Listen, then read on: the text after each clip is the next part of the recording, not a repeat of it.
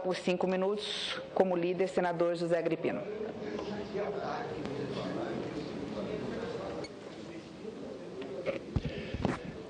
Senhora Presidente, senhores e senhoras senadores, Presidente Simone Tebet, eu gostaria de fazer uma manifestação de preocupação com fatos que eu tenho assistido e com fatos que eu já assisti. Senador Petecão, em 1990, assumiu a presidência da República o nosso atual colega Fernando Collor de Mello. Ele assumiu a presidência depois de um período de inflação altíssima, chegou a 40% ao mês. E uma das medidas que ele adotou e que deixaram o país em situação de perplexidade, para dizer o melhor, foi o congelamento da poupança, ou seja, uma espécie de calote da dívida. Não era o calote da dívida, mas foi entendido como tal. Durante um bom período, as aplicações dos brasileiros que tinham dinheiro aplicado nos bancos e que respondiam pela dívida pública interna, esses depósitos ficaram congelados. Eu quero dizer a Vossa Excelência, e vou circunstanciar por quê, eu volto a ter essa preocupação, senador Aloysio Nunes. Veja, Vossa Excelência, na segunda-feira eu estava no seu estado, senador Aloysio. Eu fui para fazer uma palestra na Federação do Comércio, a convite de Abraão Scheiman, que é o presidente da Federação do Comércio de São Paulo, com um público numeroso, eram 200 representantes de sindicatos, presidentes de sindicatos, de Araçatuba, Ribeirão Preto, Campinas, o estado de São Paulo todo. Durante 2h30, eu pude sentir a apreensão daquelas pessoas que são grandes empregadores e que são operadores de compra e venda em todos os segmentos da economia, do setor terciário. Eu recolhi do encontro uma conclusão clara. Enquanto o governo for esse que nos preside, nenhum deles se anima a investir um centavo nos seus próprios negócios. Está todo mundo na retranca. Isso ficou dito, isso ficou claramente dito. Está todo mundo lutando para sobreviver, para não só sobrar, administrando prejuízos, demitindo pessoas toda semana para não quebrar. E assistindo inflação, aumento da dívida pública, perda do PIB de 3,8%, com perspectiva de perda do PIB em 2016 de 4%. Inação completa por parte do governo em promover o equilíbrio fiscal, que é o que mais preocupa o empregador, é a incapacidade do governo em tomar qualquer iniciativa que promova o equilíbrio fiscal. Promover o equilíbrio fiscal, você respira fundo e começa a planejar o futuro. Muito bem, eu vim de São Paulo à noite para cá e cheguei aqui e encontrei de manhã no meu gabinete vários prefeitos de municípios do interior, senador Cristóvão, que estavam indo ao Supremo Tribunal Federal pedir, pelo amor de Deus, ao ministro do Supremo Tribunal Federal uma solução para uma determinação de devolução do Fundeb.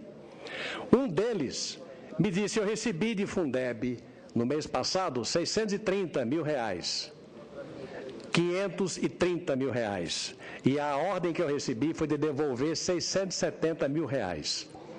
Eu vou fazer o quê? Com o fundo de participação e com a minha arrecadação, eu já não pago as minhas despesas. Como é que eu vou pagar o transporte escolar? Como é que eu vou pagar o salário dos professores? Como é que eu vou cumprir as minhas obrigações constitucionais na educação? Isso é a quebradeira dos municípios, é a ponta de um iceberg.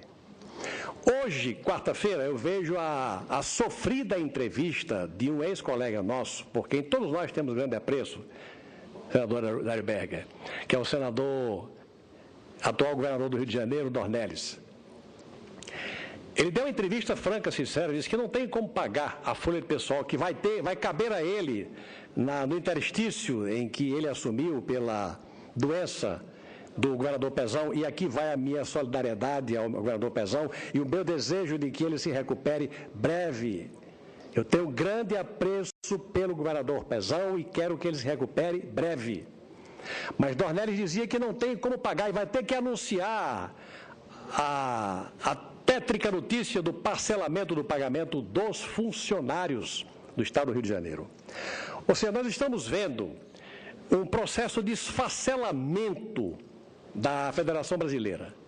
Os municípios quebrados, os estados quebrados, os empresários quebrados. É um desânimo completo. A dívida pública em 2,8 trilhões de reais. A relação dívida-PIB crescendo e chegando a 70% e ameaçando chegar a 80%, e 2 downgrades seguidos. Da Moody's, Standard & Poor's e Fitch, das 3. E a perspectiva é negra, tétrica. O que se tem que fazer? Diante desse quadro que não é pintado por um presidente de partido de oposição, é a constatação dos fatos que está se vendo pelas ruas do Brasil. O que é que nos cabe? Consertar o presente e planejar o futuro. Cabe ao Congresso Nacional. Se nós somos uma democracia que tem vergonha na cara, nós temos é que dar mãos à obra. E nós temos é que nos juntar em torno de uma tarefa que está prevista na Constituição, que é, já que o governo não governa, já que o governo não conduz, não tem suporte partidário para conduzir as reformas, nós temos que cumprir o nosso dever constitucional. Para com essa história de golpe, é dever constitucional, está escrito na Constituição, em função daquilo que Hélio Bicudo e Janaína e Miguel Reale apresentaram, e que foi complementado pela Ordem dos Advogados do Brasil, por sinal muito mal recebida por setores do Congresso, e aqui o meu desagravo à OAB, que merecia o respeito desta casa. O que tem que ser avaliado e avaliado rapidamente, antes que seja tarde, é o processo de impeachment. Porque, senador Aloysio Nunes, eu revelo a Vossa Excelência com toda sinceridade, eu tenho medo de que o calote venha a acontecer de novo. Por uma razão simples. As finanças públicas estão falidas, estão quebradas, a dívida é enorme, a arrecadação está em queda. Mês passado caiu 11%, foi feita uma avaliação de 11% de queda. A União não tem a menor condição de esboçar reação nenhuma. Assiste os fatos acontecerem. Se o governo assiste os fatos acontecerem, cabe a nós tomar providências para que o país não assista esses fatos acontecerem e alguma reação seja esboçada. Até para que a sociedade que está organizada como nunca esteve tenha resposta à altura da expectativa que ela tem daqueles que compõem o Congresso Nacional.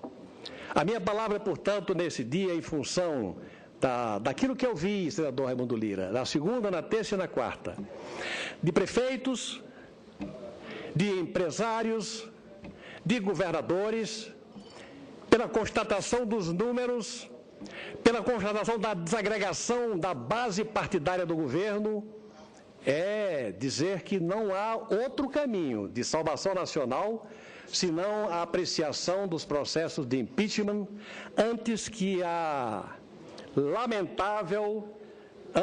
o lamentável calote da dívida surpreenda os brasileiros e nos leve à bancarrota completa.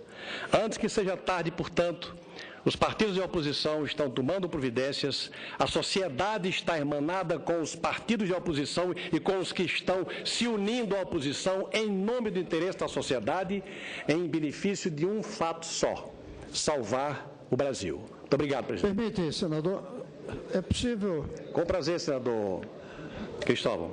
Senador José Agripino, só para dizer que, de certa maneira, esse calote está acontecendo com o nome de inflação. É uma maneira de não se pagar. O governo continua aumentando sua arrecadação em termos nominais e as pessoas ficam pagando em preço real. Recebe seu salário de 100, nominalmente, quando vai pagar só vale, por enquanto, 90, mas isso pode vir diminuindo. Então, esse processo de calote, ele se faz quando não se paga a dívida ou quando se paga com dinheiro inflacionado, que é o que aparentemente não apenas o governo está fazendo, mas pior, alguns dos economistas que nem estão dentro do governo, mas estão ligados, sobretudo, ao presidente Lula, parece que estão defendendo a ideia de que a inflação é uma coisa positiva para o país, mesmo que seja uma tragédia para cada brasileiro. Então, esse é um ponto que eu queria falar. E a outra é quando o senhor falou em desagregação. Essa palavra devia ser mais enfatizada aqui, repetida e dita. Nós podemos estar entrando num processo de desagregação do tecido social brasileiro. Não só pela oposição entre impeachmentistas e anti-impeachmentistas nas ruas, mas pela violência urbana. O senhor falou a pessoa que não consegue usar o dinheiro do FNDE.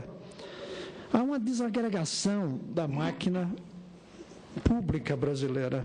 O fato de não poder pagar salário, isso vai se repetir daqui para frente. Muitos estados e municípios não vão ter condições de pagar. Dificilmente vão pagar o 13º mês ao final do ano, ou agora em julho, a primeira parcela. Nós estamos entrando num processo de desagregação do tecido social. E isso pode ser crescente de tal maneira, e aí eu não falo hoje, eu falo daqui a 10, 15, 20 anos, que na história de um país rápido, a gente pode ficar com um país desagregado, desarticulado, fraturado. Isso nós estamos jogando hoje. Hoje nós estamos decidindo. Quando eu digo hoje, claro, não falo 30 de março. Hoje, nesse momento histórico, nessa geração de senadores e deputados, nós estamos tomando as decisões que vão levar o Brasil a se reagregar ou desagregar-se ao longo dos próximos anos e décadas. Por isso, no seu discurso, eu fiz questão de chamar a atenção essas duas coisas, a ideia de desagregação, que o senhor tocou, em relação à máquina do Estado, e também essa ideia de calote. O calote já está acontecendo, se chama hoje inflação. Obrigado, senador Cristóvão. Vossa Excelência é sempre muito preciso dos seus apartes, e eu agradeço e peço a Vossa Excelência, presidente, que incorpore as opiniões do senador Cristóvão à modéstia do meu pronunciamento. Senador Cristóvão, eu tenho a consciência de que a rua, as manifestações populares, as quais eu estive presente em Natal, em Brasília, em São Paulo, estão dando a última oportunidade à classe política dela se recuperar em matéria de credibilidade perante a sociedade. É preciso que cada um de nós, e graças a Deus, todos os partidos políticos estão se posicionando, independente de participarem da oposição ou da base do governo, em benefício da salvação do Brasil. Há uma coisa que eu reputo fundamental. Se o impeachment acontecer, e acho que ele vai acontecer, e se o vice-presidente, por dever constitucional, assumir a presidência, vai ser dever dos partidos da classe política deixar Sua Excelência à vontade para formar o melhor governo, montado pelas melhores figuras, sem pressões políticas, para que ele possa, com os melhores quadros do país, recuperar a gestão, recuperar a credibilidade do Estado e retomar a economia para que cesse o penoso processo de desemprego que está afligindo e angustiando a sociedade brasileira. Eu acho que vai ser nossa obrigação, de todos os partidos políticos, feito o impeachment, garantir ao presidente da República Constitucional as condições de governabilidade sem pressões partidárias, entregando a ele a condição de governar com os melhores, entendendo que o Brasil, mais do que nunca, está precisando das melhores cabeças e dos melhores articuladores para evitar o esgarçamento do tecido social. Haverá problemas em todas as pastas. Haverá necessidade de competência de ministro e capacidade dos ministros de exercer interlocução com a sociedade, com os diversos segmentos da sociedade, para que o governo seja entendido. Nos espera uma quadra dificílima. Ninguém espere que, para construir esse omelete, não se tenha que quebrar alguns ovos, para falar o linguajar popular. Vamos receber, se o impeachment acontecer, um Estado quebrado, falido, viciado no mais amplo espectro da palavra. E para consertar, a tarefa será difícil. E para consertar uma coisa que é a tarefa difícil, só com os melhores quadros e com as melhores cabeças. Obrigado, senador Cristóvão Buarque, pela parte que Vossa Excelência me faz e que me enseja a fazer essas considerações finais. Obrigado, presidente.